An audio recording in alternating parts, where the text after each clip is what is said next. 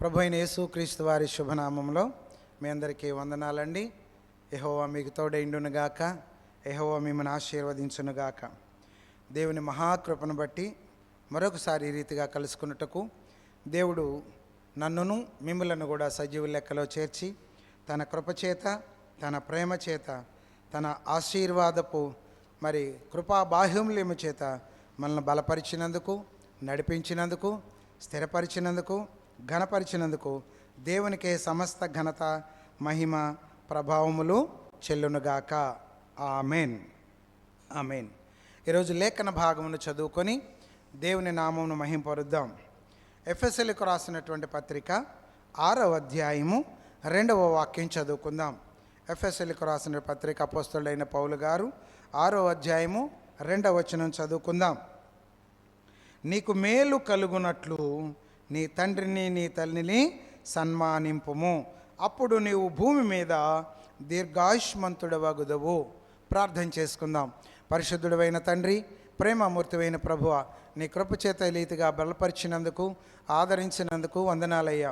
ఈ యూట్యూబ్ పరిచర్యను ప్రభువ ఈ రీతిగా ఇచ్చిన సౌకర్యాన్ని బట్టి ప్రభువ నిన్ను ప్రకటించుటకు అవకాశం ఇచ్చినందుకు వందనాలు చెల్లిస్తున్నాం తండ్రి. నాయన ఇదిగో తండ్రి, ప్రచురము చేయుచున్న నాకును వినుచున్నటువంటి ప్రతి బిడ్డకును ప్రత్యేకమైనటువంటి మెలకువాత్మను నా తండ్రి నాయన పవిత్రాత్మను దయచేసి ఆశీర్వాదకరమైన మీ సన్నిధిలో మా నాయన మేము మేలు పొందుకొనుటకు నాయన ఎలాగ ప్రవర్తించాలో నేర్చుకునే ధన్యతను, కృపను, భాగ్యతను ప్రసాదించమని యేసయ్య అతి పరిశుద్ధ నామమును బట్టి వేడుకొంచున్నాం తండ్రి. Amen, amen, amen. నీకు మేలు కలుగునట్లు. ఈరోజు వాక్యం లేఖన భాగం ఏంటండి? నీకు లేక మీకు మేలు కలుగునట్లు. దేవుడు మానవులకి ఎప్పుడు కూడా మేలు కలిగజేసేటువంటి మార్గాన్ని, మేలు కలుగజేసేటువంటి మాటను, మేలు కలుగజేసేటువంటి సమస్తమును మనకు సౌకర్యములుగా ఇచ్చినారండి. మరి మనుషుడు మేలులను ఎందుకు రుచి చూడలేకపోతున్నాడు? అందుకనే ఇర్మియా గారి గ్రంథంలో ఒక చక్కని మాట రాయబడి ఉంటుంది. మేలు కలుగజేయు మార్గము ఏది అని అడిగి తెలుసుకోమని. 6వ అధ్యాయము 16వ వాక్యం ఒకసారి చదువుకుందాం. ఇర్మియా గారి గ్రంథంలో 6వ అధ్యాయము 16వ వాక్యం. యెహోవా ఇలాగు సెలవిచ్చుచున్నాడు, మార్గములలో నిలిచి చూడుడి, పురాతన మార్గములను గూర్చి విచారించుడి, మేలు కలుగు మార్గమేది అని అడిగి అందులో నడుచుకునుడి, అప్పుడు మీకు నెమ్మది కలుగును. దేవుడు ముందే తెలియజేస్తాడు. పుట్టిన దగ్గర నుంచి ఎలాగ ఏది మంచో ఏది చెడో తల్లిదండ్రులు తెలియజేస్తారు, స్కూల్లో మాస్టర్లు తెలియజేస్తారు. అన్నీ కూడా ఇది చేయకూడదబ్బా, ఇది చేయాలబ్బా అని చక్కగా చెప్తారు. ఇంకా అక్కడ కూడా తెలియకపోతే మనమే వారిని మేలు కలిగేటువంటి మార్గం ఏది, మేలు కలిగే మాట ఏది, మేలు కలిగే భోజనం ఏది, మేలు కలుగు చేసే వస్త్రధారణ ఏది, అలాగనే మేలు కలుగు చేసేటువంటి ప్రవర్తన ఏది అని తెలిసిన వారిని, మేలులను పొందుచున్న వారిని, దైవ దీవెనలను, దైవ మేలులను పొందుచున్న వారిని అడిగి తెలుసుకోవాలని లేఖనంలో రాయబడుతుంది.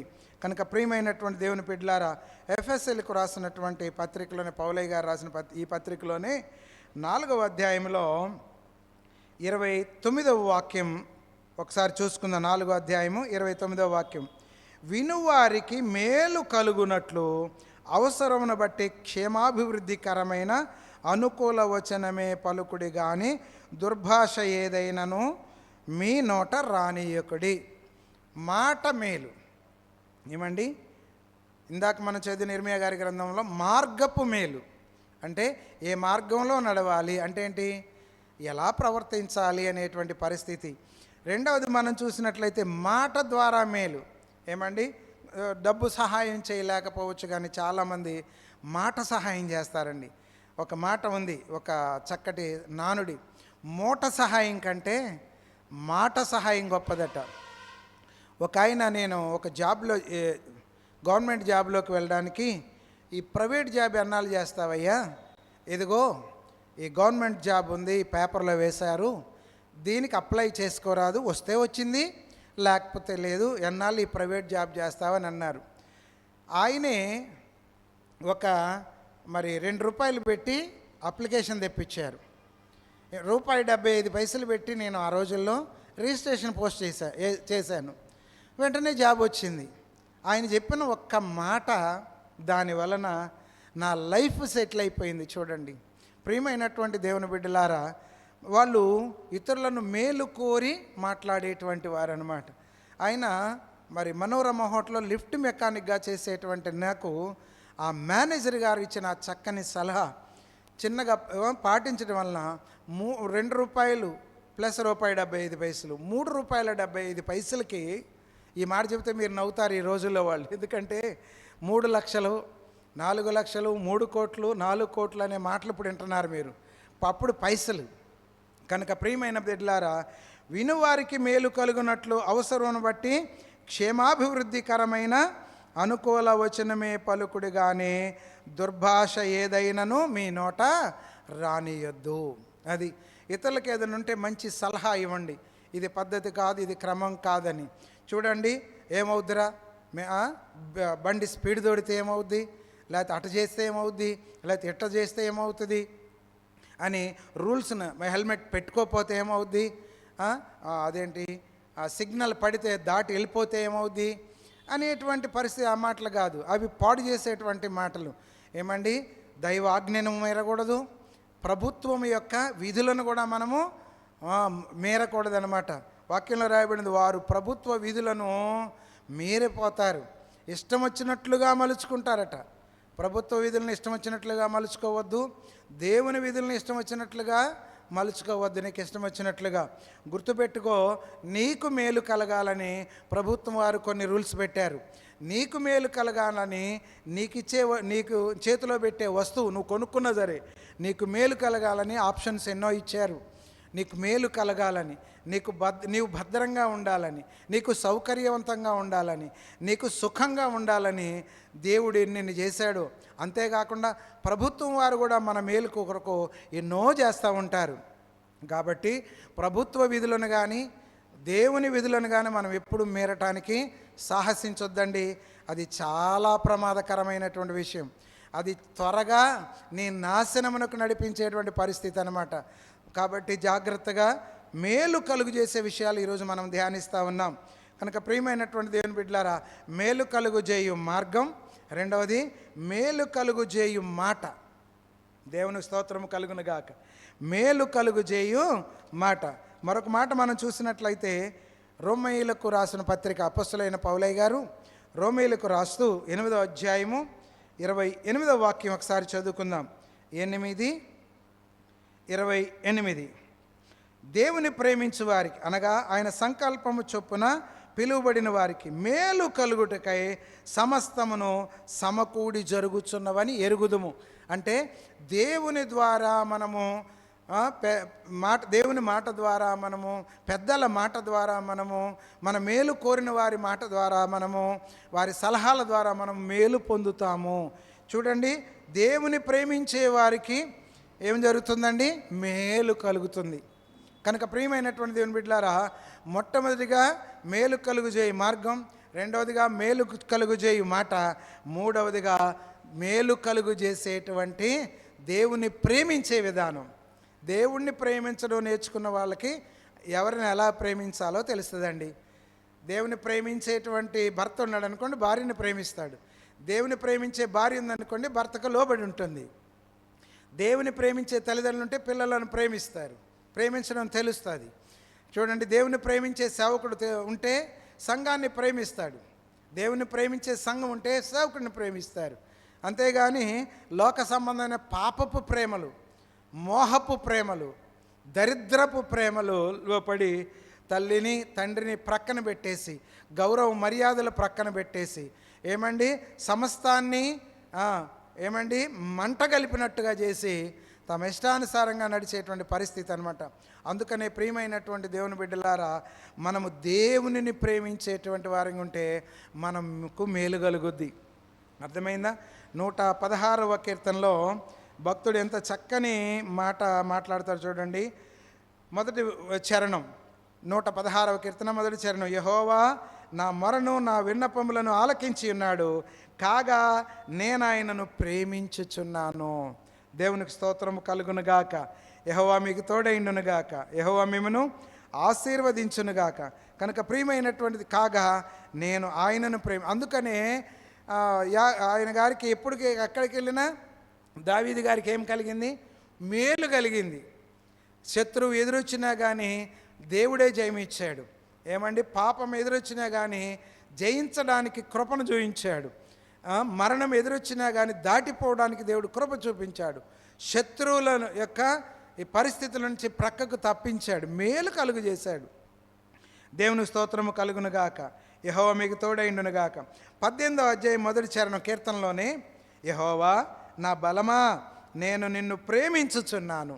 ఏంటండి, దేవునిని మనం ఏం చేయాలి? కాగా మనం ఆయనను ప్రేమించాలి. ఒకటి ఏంటండి, మేలు కలగాలి అంటే ఏం చేయాలండి?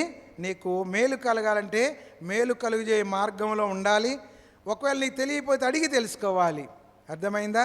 రెండవది, మాటలు జాగ్రత్తగా రావడం వలన నీకు మేలు జరుగుతుంది. మూడవది ఏమండి, మనం చదివినటువంటి లేఖన భాగం 8వ అధ్యాయం 28వ వచనం ప్రకారం దేవునిని ప్రేమించడం నేర్చుకోవాలి. అప్పుడు నీకు మేలు కలుగుతుంది. దేవుణ్ణి ప్రేమించడం వల్ల ఇవాళ మనుషులు, అర్థమైందా, లోకమును ప్రేమిస్తూ ఉన్నారు, లోకమును జుర్రుకుంటూ ఉన్నారన్నమాట. అందుకని మేలులు చూడలేకపోతున్నారు, అంతా కీడులే చూస్తూ ఉన్నారు. కనుక గుర్తుపెట్టుకోండి ప్రియమైనటువంటి దేవుని పిల్లలారా, దేవుని సన్నిధిలో నడుచుదుముగాక, దేవుని కృపయందు మనము ఆశీర్వాదకరంగా ఉందముగాక. నాకు చక్కని మాట గుర్తొస్తుంది. కీర్తనాకారుడు రాసినటువంటి కీర్తన 128వ కీర్తనలో 2వ చరణం చదువుకుందాం. 128 2వ చరణం. నిశ్చయముగా నీవు నీ చేతుల కష్టార్జితమును అనుభవించెదవు, నీవు ధన్యుడవు, నీకు మేలు కలుగును. దేవునిని ప్రేమించాలి. మొదటి చరణం చదవండి. యెహోవా యందు భయభక్తులు కలిగి ఆయన త్రోవల యందు నడుచు వారందరూ ధన్యులు. యెహోవా యందు దేవునిని ప్రేమించడము, యెహోవా యందు భయభక్తులు కలిగి ఉండటం వలన నీకు మేలు కలుగుతుంది. నీవు ధన్యుడవు, నీకు మేలు కలుగును. నీ లోగిట నీ భార్య ఫలించు ద్రాక్షావళి వలె ఉంటుంది, నీ భోజనపు బల్ల చుట్టూ నీ పిల్లలు ఒలివ మొక్కల వలె ఉంటారు. యెహోవా యందు భయభక్తులు కలిగిన వాడు ఈలాగున ఆశీర్వదించబడతాడు. కనుక ప్రియమైన పిల్లలారా, 4వది ఏంటండి? యెహోవా యందు భయభక్తులు కలిగి ఉండటం. తర్వాత మరొక మాట మనం చూసుకుందాం. 5వదిగా సామెతల గ్రంథము 24వ అధ్యాయము 25వ సామెత. 24వ అధ్యాయము 25వ సామెత నేను చదువుతాను. దేవుని స్తోత్రము కలుగునుగాక. న్యాయముగా తీర్పు తీర్చు వారికి మేలు కలుగును. కానీ నువ్వేదన్నా చెప్పదలుచుకుంటే ఏమండి, న్యాయం మాట్లాడు. అది నీ పక్షం వారైనా శత్రుపక్షం వారైనా, నీ కులపు వారైనా అసలు కులములు, ఈ మత భేదాలు, కుల భేదాలు, వర్గ భేదాలు ఇవన్నీ ఉండకూడదండి దేవునిలో ఉన్నటువంటి వారికి. గుర్తుపెట్టుకోండి, వారు వరిదిల్లరు. కొంతమందికి ఎంత కులపిచ్చి అంటే, ఎంతమంది చూస్తూ ఉంటే ఎంత భయంకరమైనటువంటి పరిస్థితులండి. ఇంకా పోవటం లేదు, మారు మనసు పొంది కూడా బాప్తీసం తీసుకోవడం కూడా, ప్రభు బలలో చేయి వేస్తూ కూడా కులపిచ్చులు పోవటం లేదనమాట. చాలా జాగ్రత్తగా ఉండి, మనందరము సహోదరులము, ఒక్క తండ్రి పిల్లలమని వాక్యంలో రాయబడింది. ప్రియమైన పిల్లలారా, కనుక గుర్తుపెట్టుకోనండి. ఏంటంటే సామెతల గ్రంథం 24-25 ప్రకారం ఏంటంటే, న్యాయముగా తీర్పు తీర్చు వారికి మేలు కలుగుతుంది. కాబట్టి ఈరోజు లేఖన భాగం ఇలా ధ్యానించుకుంటూ పోతే ఎన్నో విషయాలు లేఖన భాగంలో ఉన్నాయి. నీకు మేలు కలుగునుగాక. ఆమెన్. నీకు మేలు కలుగునుగాక. మేలుకరమైన ఆలోచన చేయి, మేలుకరమైన మాటలు మాట్లాడు, మేలు కలుగునట్లుగా న్యాయము మాట్లాడు. కనుక మేలు కలిగి చేసే మార్గాన్ని నీవు తెలుసుకో. అంతేగాని పిచ్చి పిచ్చి మాటలు, చాదస్తపు మాటలు, రెటమతపు మాటలు, అహంకారపు మాటలు మాట్లాడటం కాదు. కనుక ప్రియమైన పిల్లలు, ఈ దినమని మీరు ప్రత్యేకంగా ఈ విషయాన్ని జాగ్రత్తగా ఉండి, ఆఖరిగా యెషయా గారు రాసిన గ్రంథము 3వ అధ్యాయము 10వ వచనంలో చూసినట్లయితే, 3వ అధ్యాయము 10వ మాట, మీకు మేలు కలుగునని నీతిమంతునితో చెప్పుము. ఆమెన్. ఏం చెప్పాలి మనం? నీకు తప్పకుండా మేలు కలుగుతుంది. మీకు మేలు కలుగులని నీతిమంతునితో చెప్పుము. కాబట్టి ప్రియమైన, నీతిమంతుడికి ఏం కలుగుద్దండి? మేలు కలుగుద్ది. పాపిష్టుడికి ఏం కలుగుద్ది? నాశనం కలుగుద్ది. నాశనమే వారి అంతము, వారి కడుపే వారి దేవుడని రాయబడుతుంది. కాబట్టి వారు తమ క్రియల ఫలమును అనుభవిస్తారు. కనుక దేవుని యందు భయభక్తులు కలిగినటువంటి వారు మేలు పొందుతారు. దేవునిని ప్రేమించు వారు మేలు పొందుతారు. మేలు కలుగు చేసే మాటలు మాట్లాడేవారు మేలు పొందుతారు. మరి మేలు కలుగు చేసే మార్గాలను అనుసరించిన వారు మేలు పొందుతారు. ఈ గ్రంథమును చదివిన వారు మేలు పొందుతారు. ఈ గ్రంథమును మాటలు వినువారు మేలు పొందుతారు. దేవుని స్తోత్రము కలుగునుగాక. సామెతల గ్రంథకర్త చక్కని మాటలు రాస్తారు. మొదటి అధ్యాయంలో, సామెతల గ్రంథము మొదటి అధ్యాయంలో కొన్ని మాటలు మీకు చూపిస్తాను. రెండవ సామెత నుండి, జ్ఞానమును ఉపదేశమును అభ్యసించుటకును, వివేక సల్లాపను గ్రహించుటకును, నీతి న్యాయ యథార్థతలను అనుసరించుటయందు బుద్ధి కుశలత ఇచ్చు ఉపదేశము నొందుటకును, జ్ఞానము లేని వారికి బుద్ధి కలిగించుటకును, యవనులకు తెలివియు వివేచనయు పుట్టించుటకును తగిన సామెతలు. ఆమేన్. ఈ గ్రంథం చదివే వాళ్ళు మేలు పొందుతారు. దేవుని స్తోత్రము కలుగునగాక. ప్రార్థించేవారు ప్రతి అవసరతకు దేవునిని అడిగి, దేవుని సన్నిధికి వెళ్ళి మోకరించి ప్రార్థించేవారు మేలు పొందుతారు. అట్టి ఆశీర్వాదకరమైన మేలుల యందు దేవుడు నిన్ను స్థిరపరచునుగాక. అట్టి ఆశీర్వాదకరమైన మేలుల యందు దేవుడు మనందరినీ సిద్ధపరిచి మనందరము మేలులు అనుభవించే వారిగా దేవుడు సిద్ధపరిచాడు. అట్టి మేలులను మనం అనుభవించుటకు మనల్ని మనం దిద్దుకొందుముగాక. పరిశుద్ధుడైన తండ్రి, ప్రేమామూర్తివైన ప్రభువా, మీ వందనాలు తెలియజేస్తున్నాం. మీ కృపలో జ్ఞాపకం చేసుకొని ఈ రీతిగా సహాయం చేసినందుకు, నీ కృపయందు మమ్మల్ని బలపరిచినందుకు, స్థిరపరిచినందుకు వందనాలు చెల్లిస్తూ, మేలు కలుగు చేసే మార్గంలో మమ్మల్ని నడిపించమని, మేలులను అనుభవించేటువంటి కృపను మాకు దయచేయమని కోరుకుంటూ యేసయ్య అతి పరిశుద్ధ నామమును బట్టి వేడుకొనుచున్నాము తండ్రి. Amen, amen, amen. పాత దీపం చెబుదాము. యెహోవా, నిన్ను పోలిన వాడెవడునో లేడు. నీవు మహాత్మ్యము గలవాడవు. నీ శౌర్యాన్ని బట్టి నీ నామము ఘనమైనదాయను. జనములకు రాజా, నీకు భయపడని వాడెవడు? జనుల జ్ఞానులందరిలోనూ వారి రాజ్యములన్నిటిలోనూ నీ వంటి వాడెవడునో లేడు గనుక నరులు నీకు భయపడుట అనుగుణ్యము. Amen, amen, amen. అందరికీ వందనాలు. దేవుడు మీకు తోడైండునుగాక, మీకు శుభమగ్గుగాక, మీకు మేలు కలుగునుగాక. ఆమెన్.